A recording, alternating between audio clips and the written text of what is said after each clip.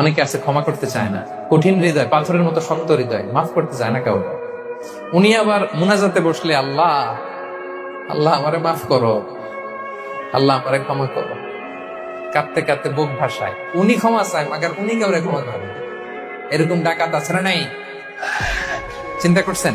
উনি ক্ষমা চায় আল্লাহর কাছে, কিন্তু উনি ক্ষমা করেন না। প্রিয় ভাইরা, ক্ষমা করুন। যে ক্ষমা করে সে ক্ষমা পায়। আচ্ছা, একটু চোখটা বন্ধ করে, চোখ বন্ধ করলাম আমি, জানা অজানা পাপের পাহাড়ের দিকে তাকালাম। এবার একটু চিন্তা করেন যে কি পরিমাণে ক্ষমা আল্লাহর পক্ষ থেকে আমার জন্য প্রয়োজন। চিন্তা করেছেন? এবার চোখ খুলুন, পাপের পাহাড়ের দিকে একটু তাকান। আপনার আপনার জানা অজানা যে পাপের পাহাড়, তাকান এবং ভাবুন এগুলোর জন্য কি পরিমাণে ক্ষমা আল্লাহর পক্ষ থেকে আপনার দরকার, প্রয়োজন। সেই প্রয়োজনের তাগিদে হলেও ক্ষমা করুন। খেয়াল রাখবেন, যে ক্ষমা করে সে ক্ষমা পায়,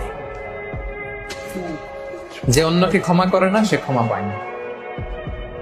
তাহলে আল্লাহর কাছে ক্ষমা চাওয়ার আগে আপনি আপনার পাশের লোকদেরকে ক্ষমা করুন। পারা যাবে তো ইনশাআল্লাহ? ক্ষমা এটা সবাই করতে পারে না, এটা অনেক বড় মহৎ গুণ। যার হৃদয় বড় সে ক্ষমা করতে পারে।